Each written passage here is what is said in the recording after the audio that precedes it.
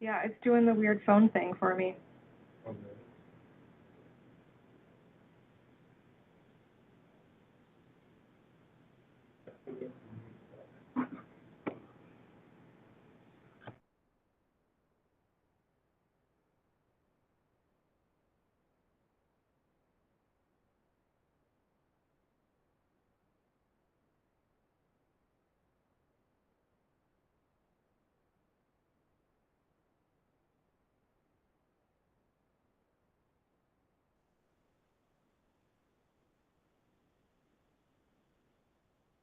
Check 1, 2.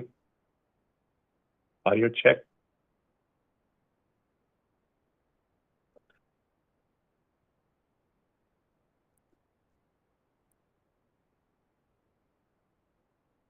Check 1, 2. Audio check.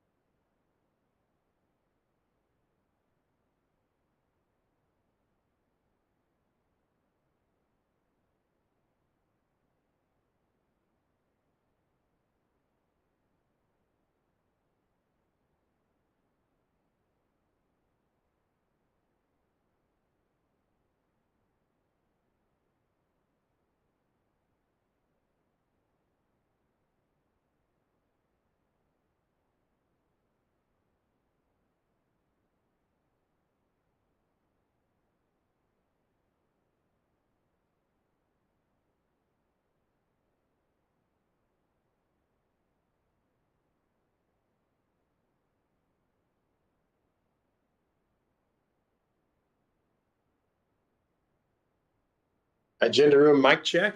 Agenda room mic check. Testing 1, 2, 3. Check.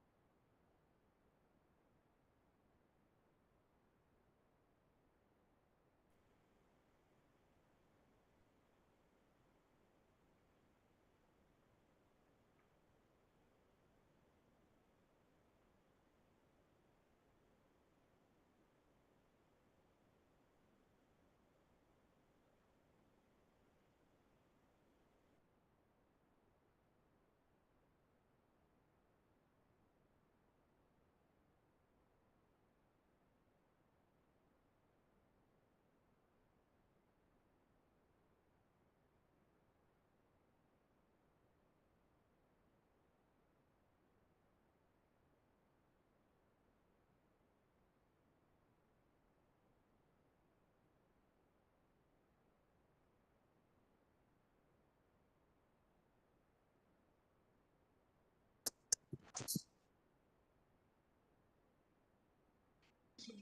lot of fun. Chair Han and Mr. Holzer. Good morning. All right. Good morning. Yeah, that also has. Do we know if all the commissioners are going to be virtual today? I'm hearing that rumor, but I'm not sure. So Mr. Kochmeyer's here in person. Okay, great. He's looking down the table.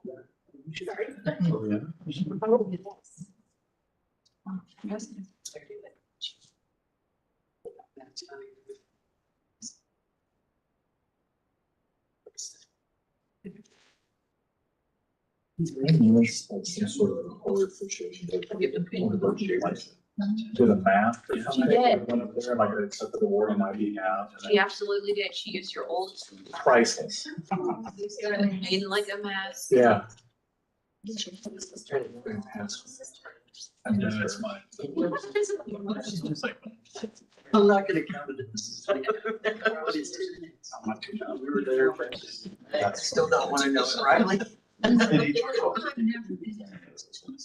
It's like, come on, fantastic.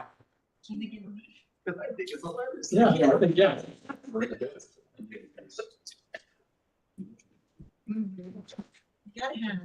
Sure, yeah, maybe. That's right. And maybe if you get some training.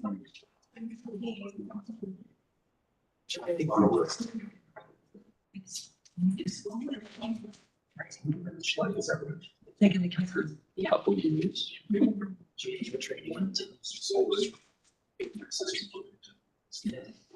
That's cool. She's really required.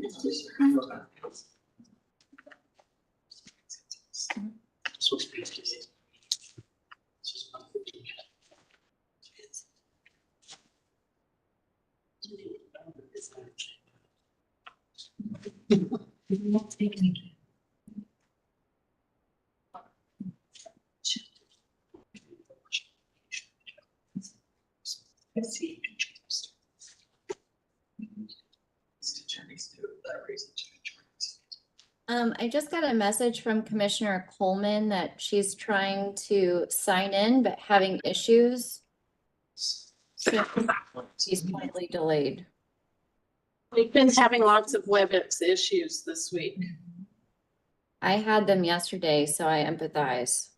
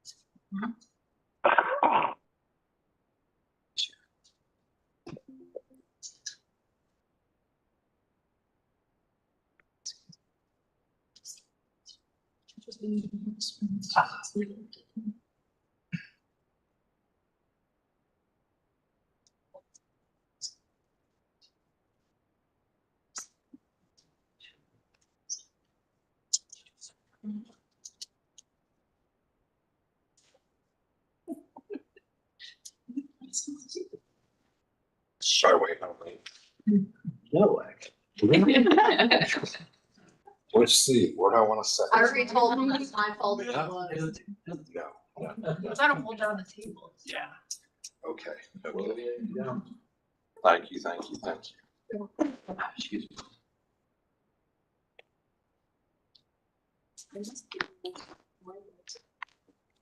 No, Carolyn's too.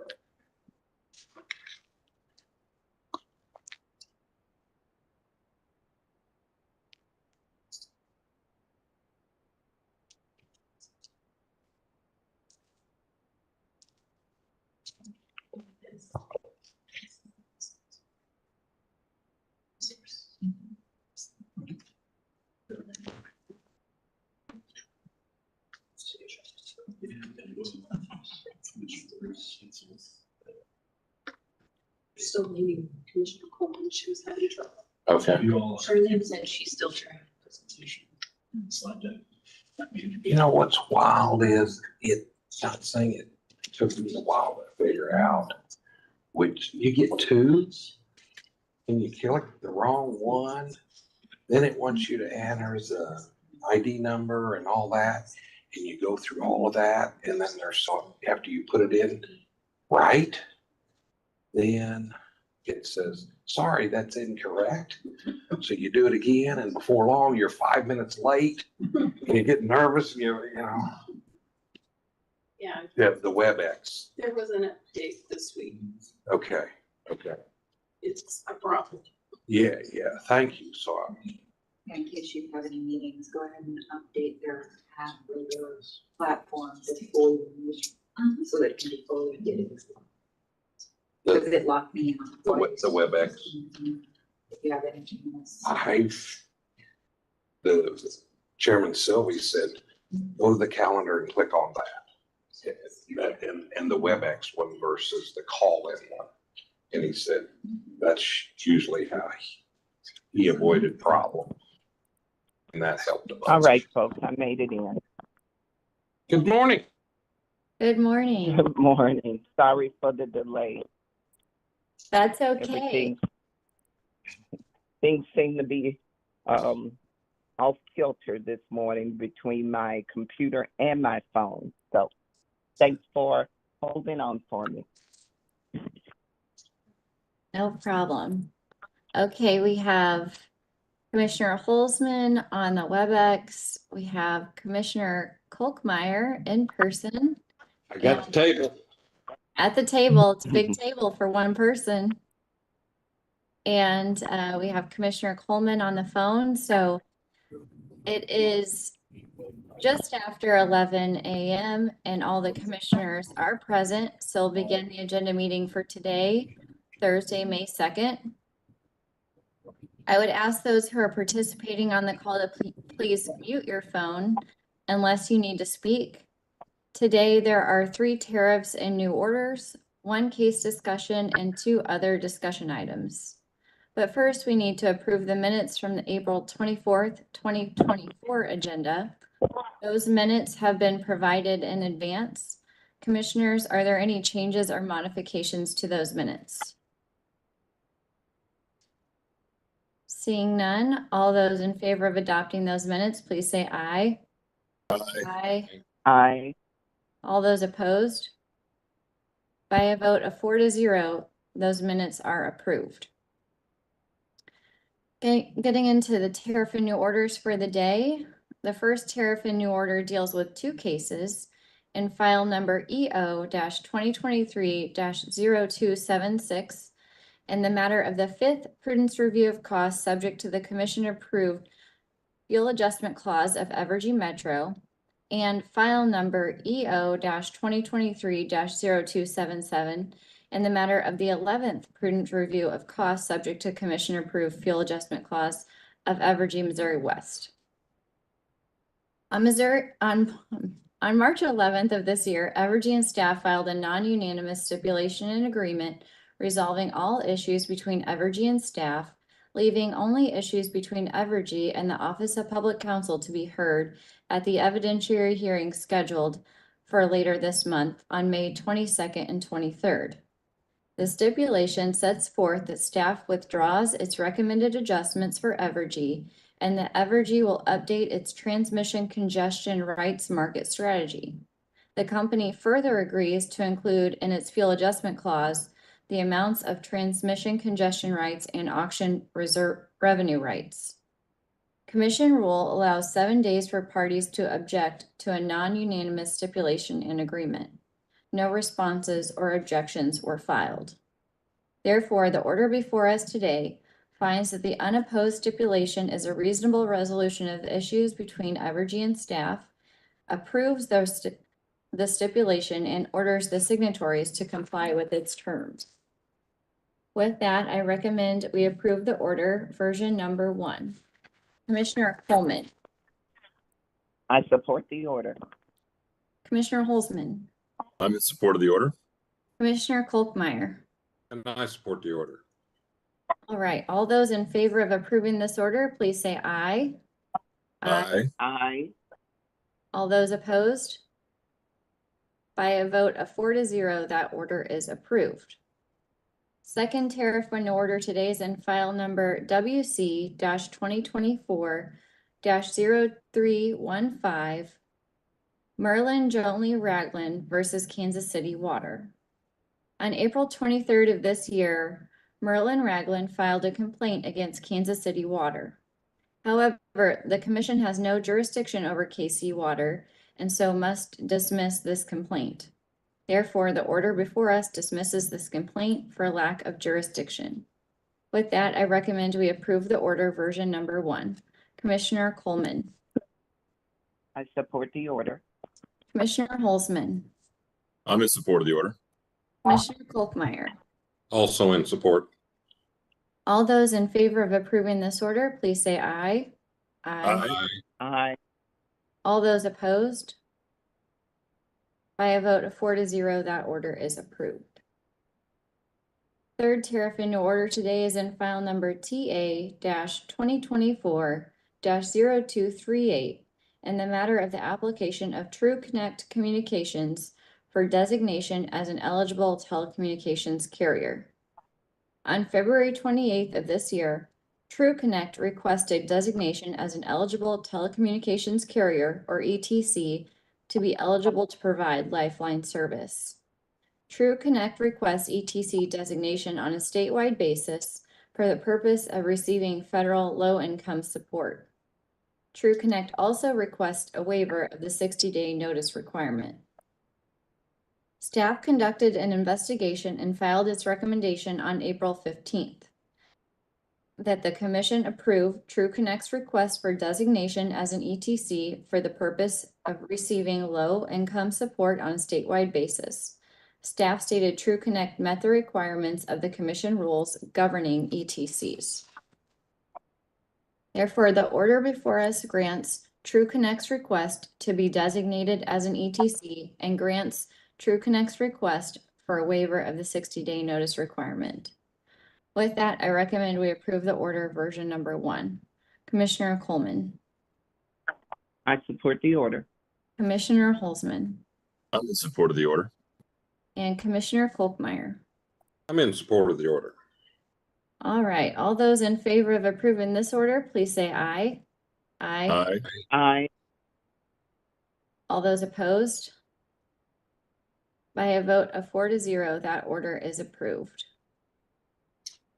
Next item on the agenda today is the case discussion. I'd asked Judge DePel if she wouldn't mind coming to the table for this one.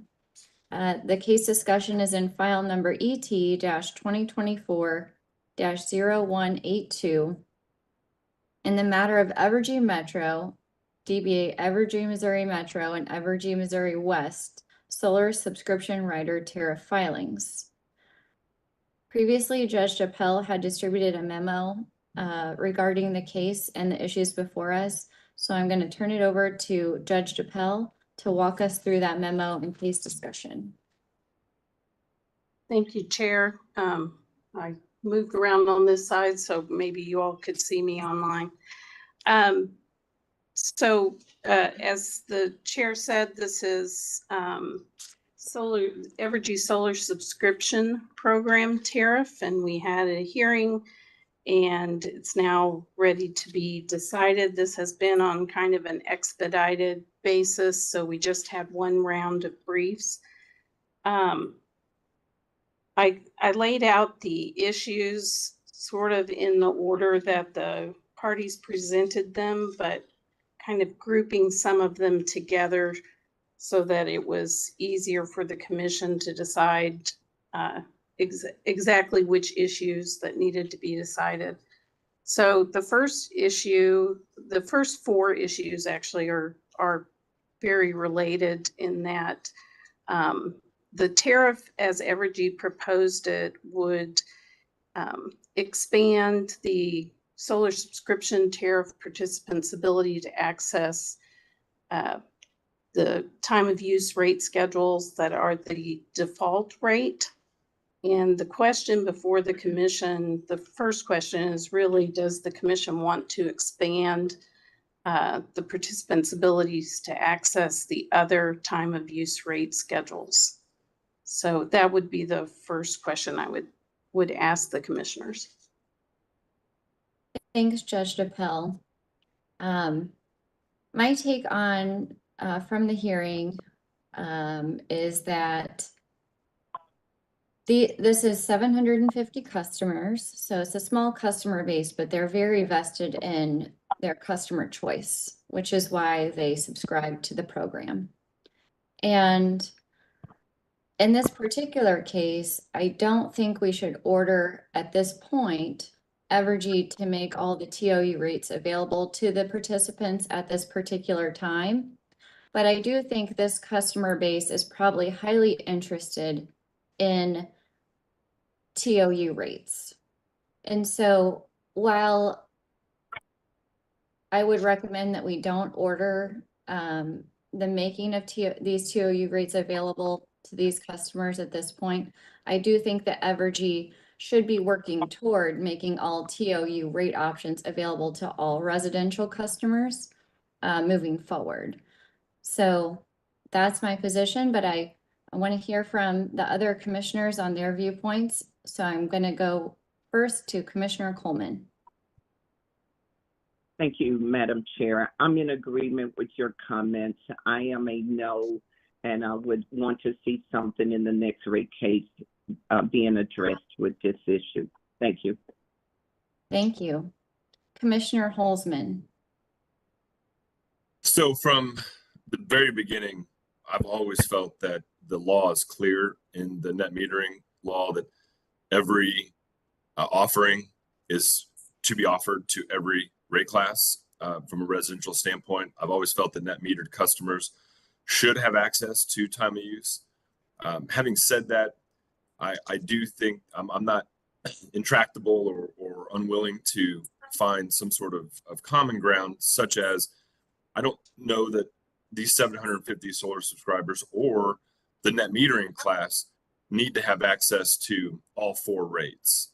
I know the complications and some of the difficulties, but I think that they need to have access to at least one time of use difference.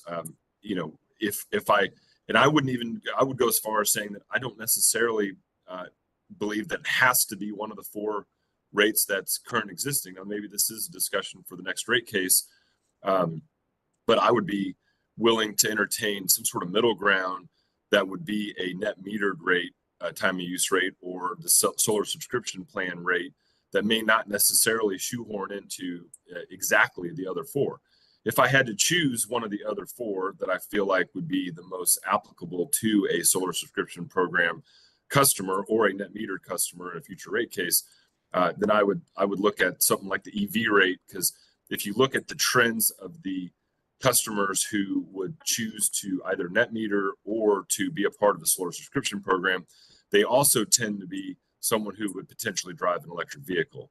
So at least at a minimum, having an opportunity for these customers to get into a time of use rate that would reflect that, I think would be appropriate. So I would be a yes on these 750, at least having an option for a time of use rate that wasn't just the default rate, even though it wouldn't necessarily have to be all four. I know that's a nuanced position. I would also say that the whole point of a time of use rate is to affect macro behavior, and the customer who's going to prescribe to the solar plan or net metering is going to be that customer who wants to influence the overall usage of energy from a societal standpoint, and denying them access to be able to do that, I think, is not only a violation of our current law, but also doesn't fit into the mission of time of use rates as they exist. So I would be a yes with those caveats, but I'm definitely interested in having this conversation as we move forward. Thank you for your comments. You know, I spent some time in the hearing asking about types of customers, and I think you're right. These are the types of customers that care.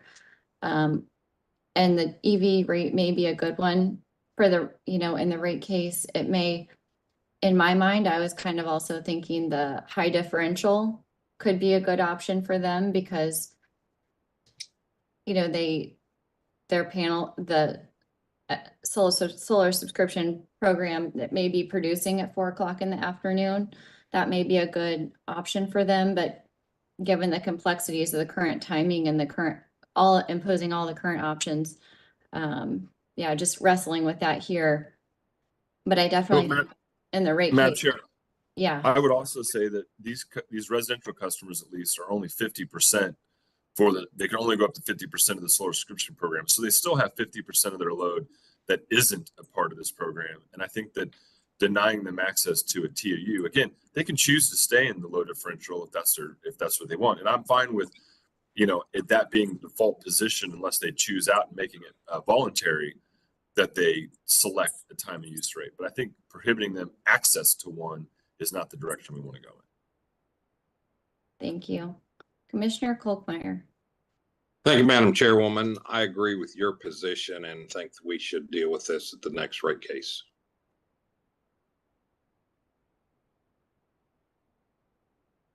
Okay, I'm going to turn it over to you, Judge DePel.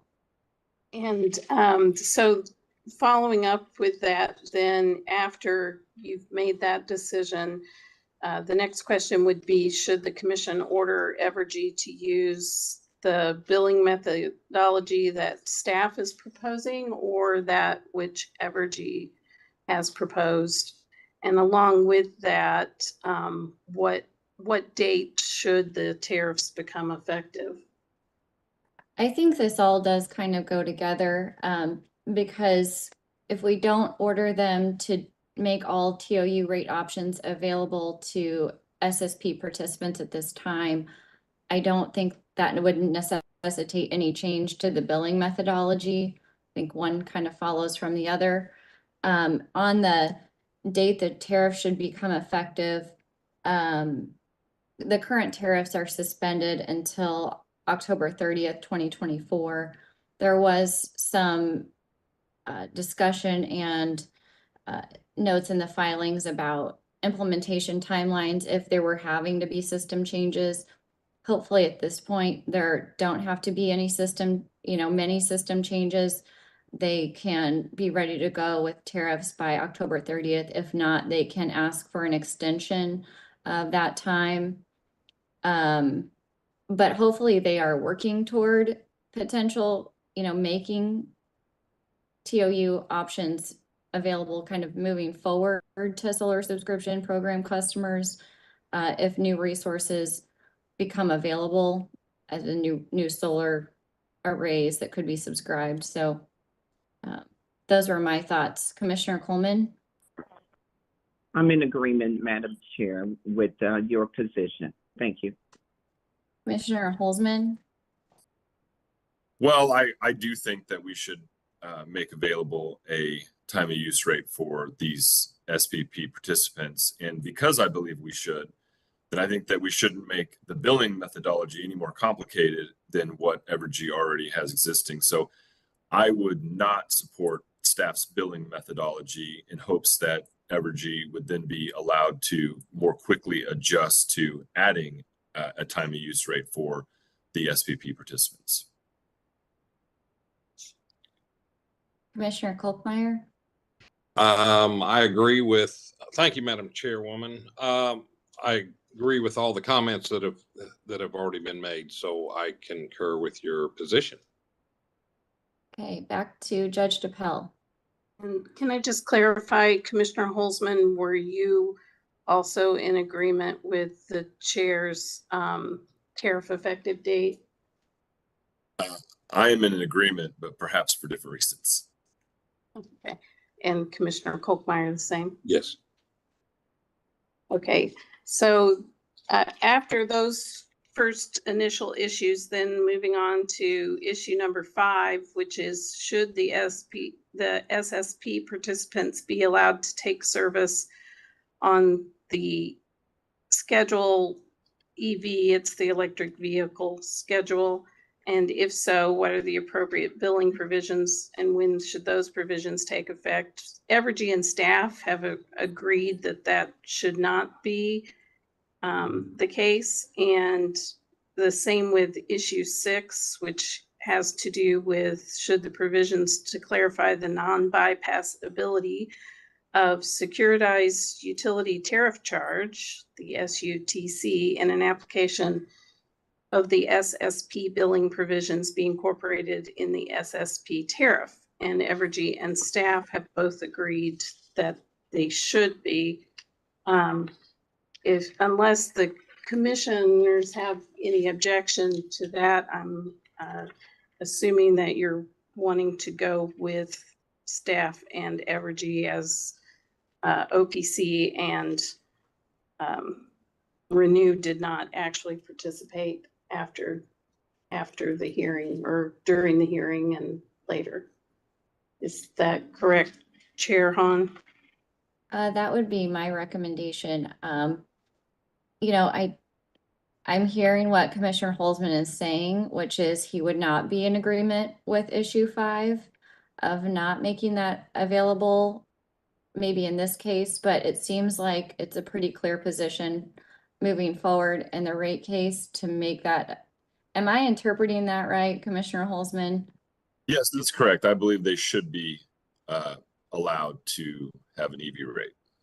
Okay, so it seems like we should put a pin in that and make that part of a future, you know, discussion when we're setting those, you know, creating those rate schedules in that case. So it seems like we're in agreement here for this particular case, but that could change moving forward. Madam Chair, it also seems like you have a majority vote to go that route, and this wouldn't be the first time that I've dissented. And the other commissioners, I assume, agree with the chair. I'll yield to Commissioner Coleman. Judge, yes, I am a no on 5 and a yes on 6. And I am the same. Thank you. Issue number 7 is should the SSP solar block cost pricing be changed? And if so, should that change, when should that change take effect? And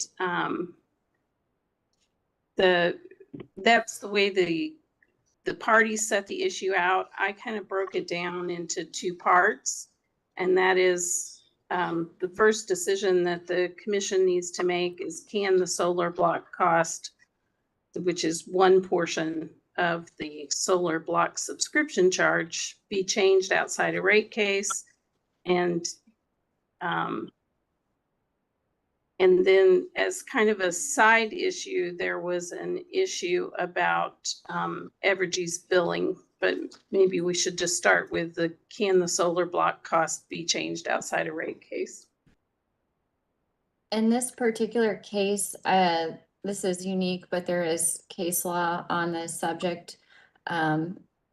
And I do think this can be changed outside of a rate case because it is taking into account the actual cost of the fixed asset, the solar facility. After that, it is non-variable. I think when I was in the hearing, listening to the witnesses on the topic, that's kind of the way the program was designed. The costs were generally estimated at the front, but then there's an all-in cost. And once that's determined, it won't change. Now, the other charge would change in rate cases, but for this particular one, for this one time, taking into account the total cost of the fixed asset, I think it can. So with that, Commissioner Coleman. Yes, I'm in agreement with your position, Madam Chair. Commissioner Holzman. Yes, I believe that the block charge can be changed. Commissioner Kolkmeyer. I'm a yes on 7. And then staff kind of brought up a side issue in their rebuttal testimony about when Evergy started billing for this program, and whether or not they were billing then before the in-service date.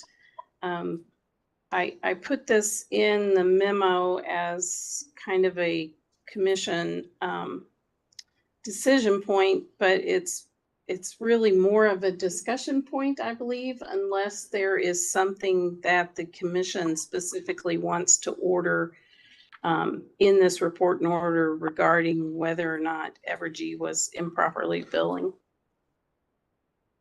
Thank you for raising it as a discussion point. I think this came up for the first time in rebuttal testimony. At this point, I don't think we have enough information to make a decision one way or another. So my preference is not to order anything at this time. However, if staff does further investigate, we can always revisit the subject should there be a need. So that's my preference at this time, but I open it up. Commissioner Coleman? Yeah, I think that you're going in the right direction with this. I don't have any issues with your position. So I'm in agreement. Thank you. Commissioner Holzman? I support your position. And Commissioner Kolkmeyer? And I do as well. Okay, issue number 8 is issues 8 and 9 are sort of also related. Issue 8 was should the solar subscription program non-residential subscription levels be changed? And that's for subscribers to the current program. And then issue 9 is should the solar subscription program expansion terms regarding the addition of resources and the removal of the 3-month waiting period for non-residential customers be changed. And I kind of broke that last one down into 2 parts about whether there should be a change to remove the cost cap for future facilities and whether there should be a change to remove the 3-month waiting period. The technical staff pointed out some additional complications and issues with whether or not subscribers could subscribe to 100% or 50%, and whether it was a limit on the capacity versus on the limit toward the amount of the program or their usage.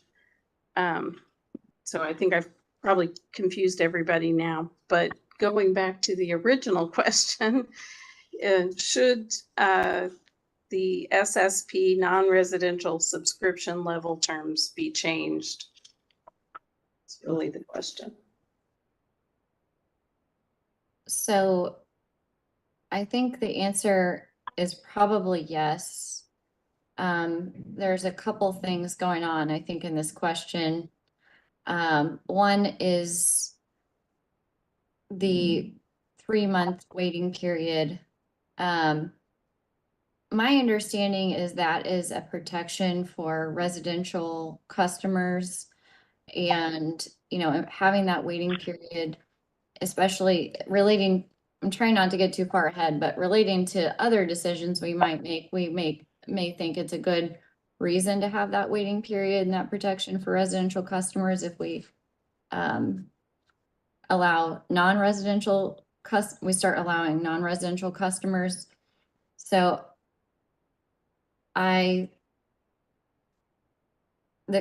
cost cap, though, is only relative, so that's a separate issue. But the cost cap for this facility, removing it doesn't really change anything, because if Evergy does expand this program and we allow them to expand this program, The cost for other facilities will be based upon the cost of building those facilities. They won't have anything to do with the cost of building this facility. So it doesn't make sense to have a cost cap necessarily in the program, but the waiting period, we may be interested in keeping. So that's kind of where I was at, but it is also then tied to expansion of the program. So I just want to clarify that. Commissioner Coleman, do you have, or other commissioners have thoughts? I'll go to Commissioner Coleman. I think that your comments are on target. I am in agreement. Commissioner Holzman?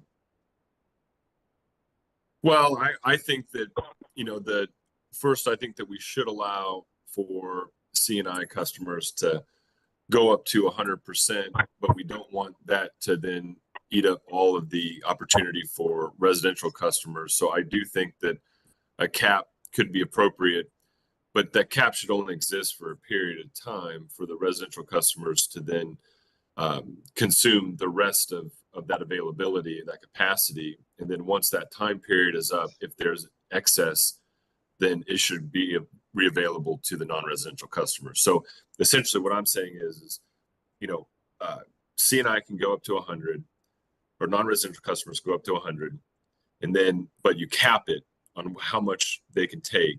Then you have a period of time where the residential customers can be encouraged, if they're going to go ahead and subscribe to the remainder of that. If it gets filled up, fine, then the capacity is gone. If there's remaining capacity after that time expires, and I'm not subscribing to what time period that should be, 3 months or whatever it should be, then the non-residential customer should be allowed to exceed the cap to take up the rest of it until 100% of the capacity is spoken for. That's my opinion. I'm in agreement with you. Thanks for clarifying, because I think with everything, I got them all jumbled up, but I think that was really helpful. Commissioner Kolkmeyer? We are on 8 and 9 kind of combined, are we not? Yes, I'm yes on both.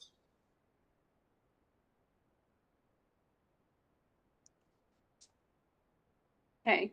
And then the last issue is issue 10, and that has to do with should Evergy pay subscribers for any excess generation of the solar resource at the parallel generation rate. And this is another one that Evergy and staff have agreed that yes, they should. And again, unless the commissioners want to go a different direction. Chair? I'm in support of Evergy and staff's agreement. Other commissioners have, if other commissioners have different thoughts, that might be helpful. I am a yes on this. Commissioner Holzman? I support Evergy and staff's position. Commissioner Kolkmeyer? And I do as well. Okay, I think that's everything. I may, because issues 8 and 9 are kind of confusing, it may be coming back to you with some additional questions. As I'm drafting the order, I may need your assistance Amen on confusing. drafting some. But I'm Sounds good. Judge Chappelle, don't leave the table because you're up next. Stay put. Stay put. Okay, next on the docket for today is other discussion. And the first item under other discussion are the fourth quarter publication lists for October, November, and December 2023. So Judge DePel, would you offer a brief explanation of the purpose of the publications and the process by which cases are chosen for publication for the betterment of the commissioners? Yes. So the commission is required to publish its its decision or some of its decisions in the PSC reports. And we do this periodically. I present the cases that I think are appropriate for publication to the commission. And that's what I've done in the various memos you have, list all of the agenda orders basically, and then the ones that are bolded are the ones that I selected for publication. And the way that that selection is done is these are the sort of quote unquote major orders of the commission. Certificates of service, we typically publish, reports and orders we typically publish, and then procedural and evidentiary rulings that are significant or might be of benefit to future researchers in seeing how the commission has ruled or how the cases might be presented to the commission. So that's kind of the way that those are selected. And I just need, if there's any additions or deletions that the commission prefers, then I'm happy to do that. And I just need an order or a vote to publish those. Any modifications or suggestions to the list from any commissioner? Madam Chair, can we take fourth quarter and first quarter in the same vote? Absolutely. Barring no objections from the judge. I put them on the agenda as separate items, but so I think it would just be cleaner if we went ahead and did 2 votes, if that's okay. We'll just do them back to back. How about that? Sounds fine. All those in favor of adopting the fourth quarter publication list of October, November, December 2023, please say aye. Aye. Aye. All those opposed? By a vote of 4-0, the publication lists are approved. Next vote, all those in favor of approving the first quarter publication list for January, February, and March 2024, please say aye. Aye. Aye. All those opposed? By a vote of 4-0, those publication lists are approved. Thank you. The last item of the day is scheduling. So Thursday, May 9th, we have agenda at 12 noon. And that has been moved to accommodate the Truman Day holiday on Wednesday, May 8th. Also that same day, shortly after agenda, we have a farewell reception for our former colleague, Commissioner Roop, at 1:30 in the 4th floor ballroom. Monday, May 13th, we have a discovery conference in case GR-2024-0106 in the matter of the request of Liberty Utilities to implement a general rate increase for natural gas in room 305 at 10 a.m. with Judge Hatcher. Tuesday, May 14th through Thursday, May 16th, there's an evidentiary hearing in case EC-2024-0015 Timothy Allegri versus Evergy, Missouri West in room 310 at 9 a.m. with Judge Sire. That same week, Wednesday, May 15th, we'll have agenda at 12 noon to accommodate the hearing.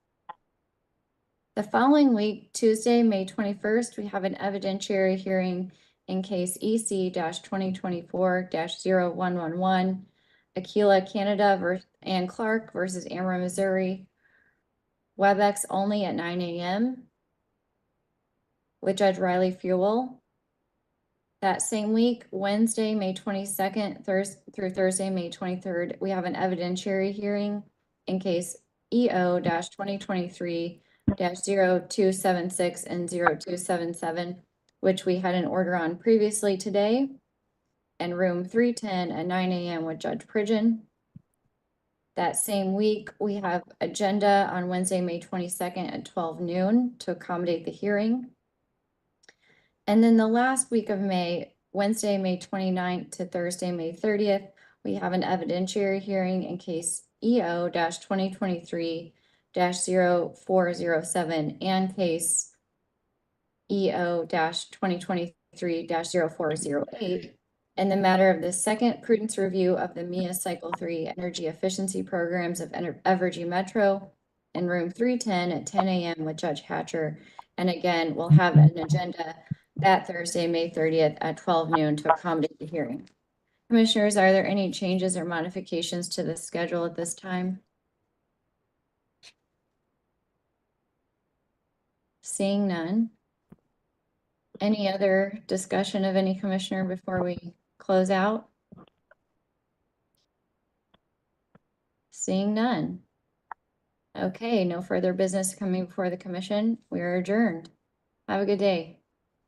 Thank you, Madam Thank you, Chairwoman. Madam Chair. Thank you. Madam Chair.